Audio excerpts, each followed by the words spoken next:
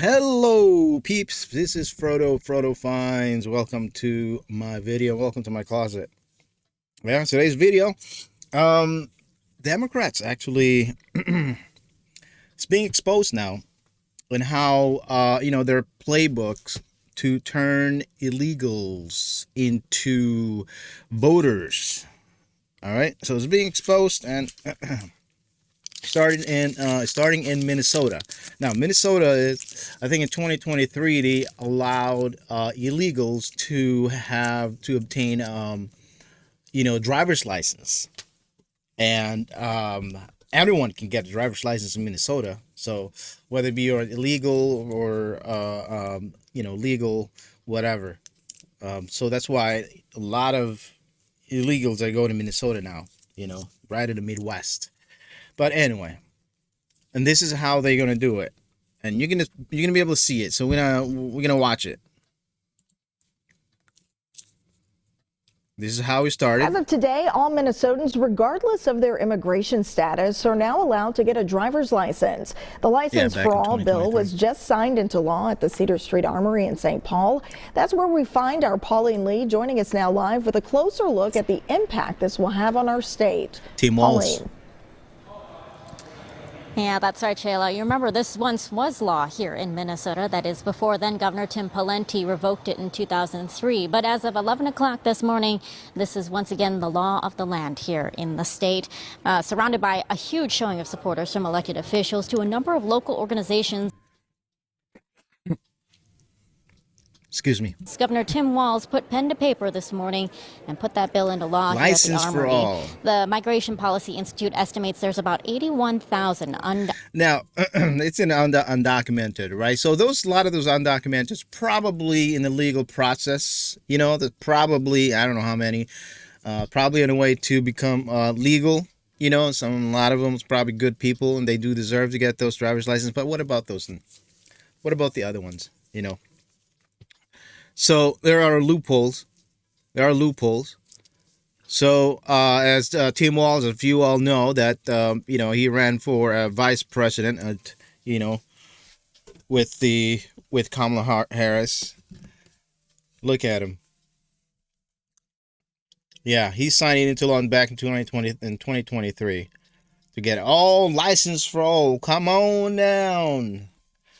Authorized immigrants living here in Minnesota, most of them from Mexico.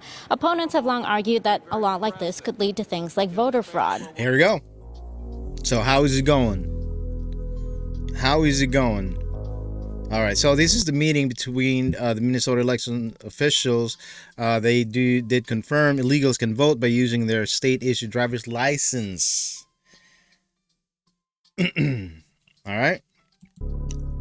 This is just the 15th, yesterday. Oh, 2 days ago. Sorry. We give 14th. driver's licenses to anyone here. You don't have to be a citizen. You don't have to, which is a photo ID. So if someone comes in, they register, they have the driver's license, but they have an incorrect social or no social or whatever. So then they become incomplete. But if they walk in to vote with their driver's license, is that make them all of a sudden now okay? Mr. Linnell. Simple. All right. Simple questions. Right?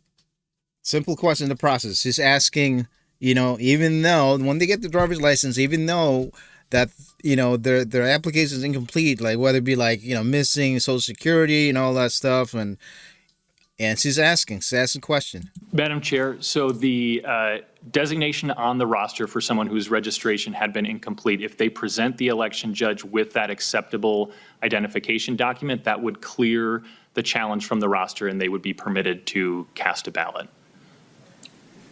Mr. Anderson. Well, okay, there's your problem. So simple questions, simple answer, right? So if they presented that, they're going to be able to vote. Whether they're not eligible to vote, but they're going to be able to vote. I think the follow-up question would be, would that be counted? And how soon can they verify that if that vote it's an eligible vote? You know what I mean? So, yeah. I mean, if they vote today, it's going to get counted today. By the time they get, they find that out, the votes is already be counted. You know what I mean? So let's continue on. Potentially. So, thank you. So Actually, let me go back up real quick. Anderson. Well, okay, there's your That's your problem. thing. Potentially. To Thank you. So just to clarify, someone who is not a citizen but presents a driver's license at that point in the process could be permitted to vote. Madam Chair, at the time of registration, as well as at the time of submitting a ballot, every voter is signing the attestation affirming their eligibility to vote, including that they meet all eligibility requirements, that they are a U.S. citizen.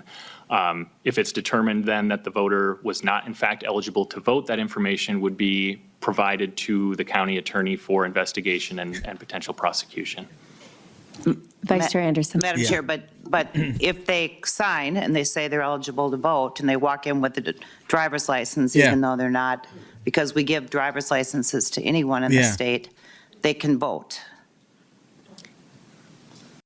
Yeah, I don't know why he's walking that back. He's trying to walk that back. He's like, wait a minute, No, actually, it has to be determined if they're eligible to vote, and if they're not, it's going to flag them, and it will be sent to somebody to possible prosecution.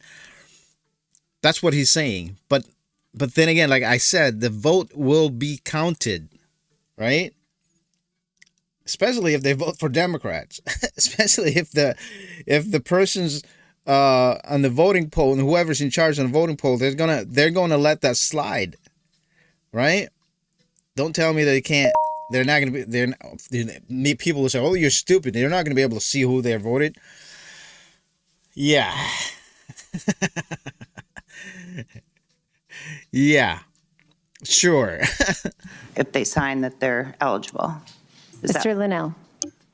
Madam Chair, again, in this scenario where we're talking about a record that has been flagged for the CID requirement, that is the requirement that they must clear under federal law in order to be allowed to vote. It doesn't contemplate a hypothetical where someone is not otherwise eligible to vote. It's to affirm their identity as the voter. It's that they are who they say they are, that it's a match against, again, one of the databases. Ideally, that's done through the number matching with the DPS database or with the Social Security Administration.